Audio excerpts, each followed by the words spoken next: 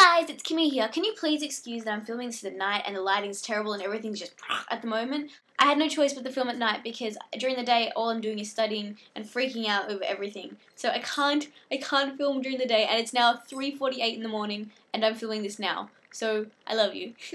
Also, like I said, it's 3:48 in the morning. I look like it's not the prettiest thing in the world, I know. So today we're going to be discussing the top 10 things you should not do in a zombie apocalypse. Why? Because reading the comments on my last few zombie videos, you guys would make terrible mistakes.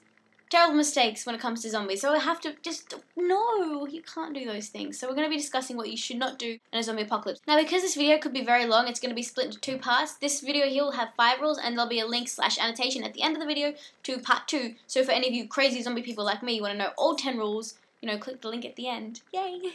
Rule number 1, do not follow the crowd. If you decide to flee your house during a zombie apocalypse, do not go to the first place you think of, because most likely everyone else will think of that place too. So stay away from shopping malls, stay away from gun stores unless you have to really get ammo or something like that. Stay away from hospitals, oh my gosh, stay away from hospitals. Stay away from schools, anything that's highly populated. Stay away from crowds. Don't follow the crowd, okay? Because lots of people equals lots of zombies, and we don't want that. You don't want to be near that.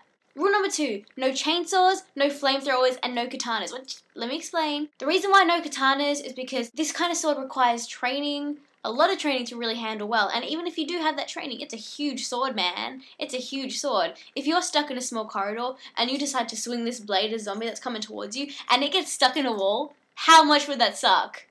Oh my, like, it's a cool blade, don't get me wrong, it looks bad, but it's extremely long. If you want to go blade, go machete. No flamethrowers, because fire and zombies is not a good thing.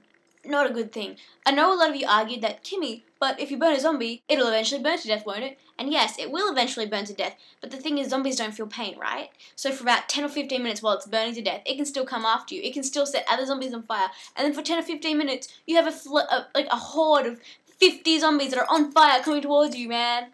Oh, no. You don't want that. And no chainsaws either, because they're loud and they're heavy and they require fuel, and they might look awesome in Dead Rising too, but man, they're so heavy and stuff like that. It's just going to be the death of you if you use a chainsaw. It sucks so much. Like, the coolest looking weapons are ones you should not use in a zombie apocalypse. Rule number 3, don't hesitate to attack, because they won't. I know a lot of you think that maybe you can talk a zombie out of killing you or something like that. A lot of you think that zombies have feelings for some reason. They don't. They have no emotions. They can't talk.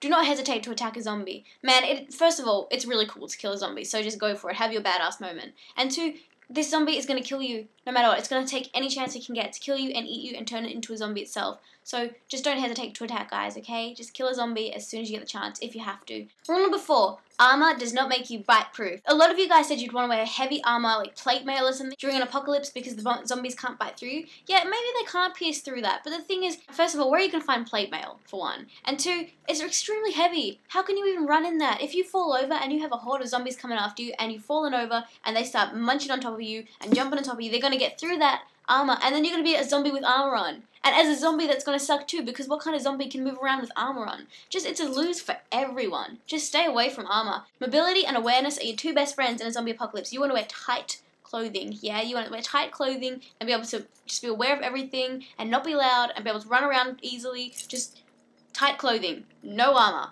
No. And rule number 5, blades may not need reloading, but solely relying on them can be suicide. So many of you guys said, Kimmy, why would you carry a gun around?